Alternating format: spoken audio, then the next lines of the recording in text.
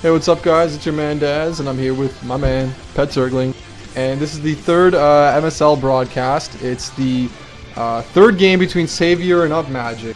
It's game 3. We just saw game 2, and Savior got completely crushed by Upmagic's Vulture Harass in an uncharacteristic display of poor map control by Savior and poor multitask. And this is the third game, and it should really be epic. I mean, both games have been totally one-sided so far. Both players have showed that they have the ability to crush the other player, and I think it's going to be coming right down to the wire. I mean, I'm super excited for this game. I mean, I predicted Savior to win a long time ago, but after seeing that last game, like, we just have to see what Savior's mental state is. I really hope he doesn't take a loss like that. Yeah, StarCraft is a game of momentum, man, and if he's in a bad mind state, if he let that last game get to his head, it's going to be a bad day for Savior. But, you know, I mean, the guy's a former champ. He's got, what, 6 Star League? I don't know how many Star League titles he's got under his belt, but he's got quite a few. So, I mean, hopefully he doesn't go out like a chump, and I don't think he will, and I'm hoping he puts up a good fight. So, with that being said, we're going to sync this game here. 2, 1, 0. And what do you think, man? What are your thoughts on this game? I don't know. I mean, it's pretty much up in the air. A map like Byzantium too, I would say slightly favored towards Terran. I mean, once again, you have the little bias where it's kind of difficult for Terran in the early game to take their natural expansion, but once they get that, you know, it's pretty straightforward from there, you know, outside of the kind of inverted main. And Upmagic is just a sort of a crazy player. Like, out of everything that he could do right now, I can't see him. You know, most of the time on a Game 3 make-or-break game, you see players fall back to their standard, safe, comfortable build. And Upmagic really doesn't have that. And he kind of is like a crazy guy. He's in different places. And I have to imagine he's going to go for some sort of mech build. Just, you know, probably not a super crazy mech build, like, you know, maybe something safe, like a one-base fantasy build, or the Vulture into expand. Now, Savior's Overlord is coming straight to Upmagic base, and I think this is going to be a huge boost for Savior. And Savior actually isn't producing an Overlord, so we're going to see a 9 pool here from Savior. I think this is a really strong opening. I think, once again, going for the 9 pool and going offensive is a lot better than going for a 12 hatch but scouting. I think, you know, even though you lose a little bit of econ, 12 hatch is a little bit better. And, oh, wow, Savior is taking his gas. So Savior's going for 9 pool speed. Oh, no, he's extractor glitching. Wow, he just made me look like a fucking idiot. But, you know, this is real questionable. Yeah, I don't know what that is.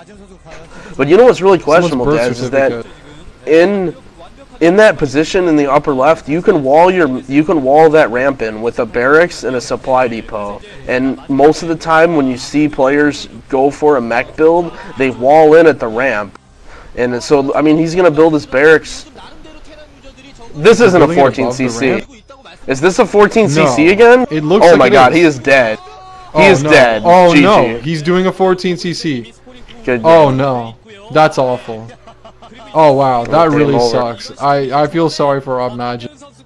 I mean, I guess he got away with it last game, and it's, what can you really say at this point? I mean, it's basically going to be a rock, paper, scissors Savior game. Looks so smug right now. Did you see that? I mean, Savior, I mean, that was like the inner fist pump that right there. That's like when you just go for something and you roll with it and you just go rock and they go scissors and you're just like, yes.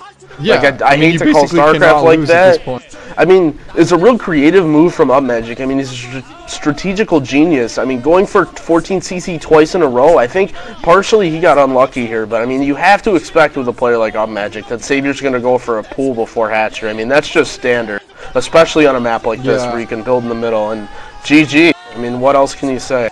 I mean, wow. You know, credit goes to Savior. I mean, he did the right thing. This is a map you should 9 pool on, and I guess Upmagic really wanted to get risky, and that's how it happens. I mean, I think Upmagic felt himself that he's the weaker player in this matchup. Oh, wow. GG already. I mean, I guess he had to. There's no, as soon as he got scouted, really, it was GG. But I guess he didn't feel confident. I mean, he really went for that early economic lead, and he paid the price. It didn't pay off. I mean, I feel sorry for him, but at the same time, you know, he gambled and he lost. So I mean, that's the way of it. StarCraft's not a rock paper scissors game, right? if you gamble like that, it can be. And It can be, you know, I was really exactly. looking forward to yeah, it can be. You can make it become a rock paper scissors game depending on the way you play.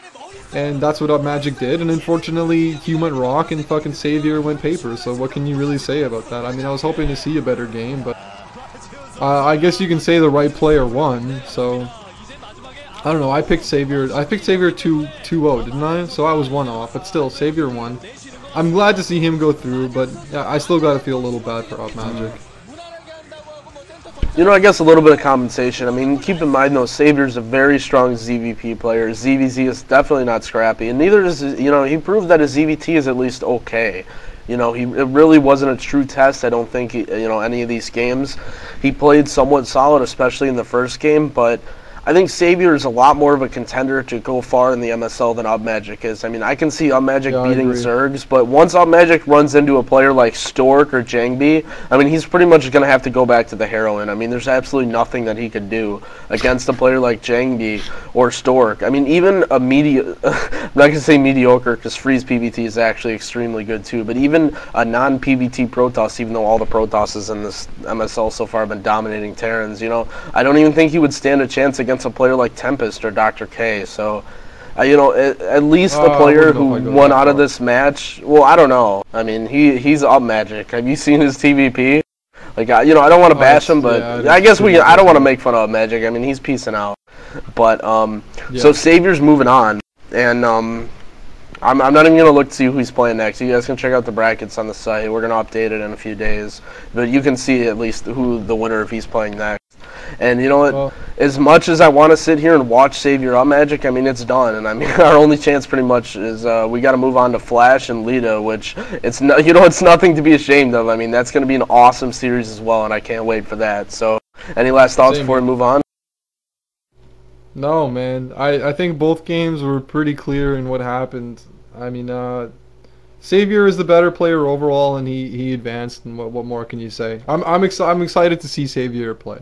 As much as I would have wanted to see more Savior Upmagic, we're gonna see Savior somebody, and that's good enough for me.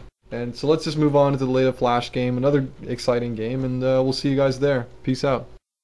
Peace.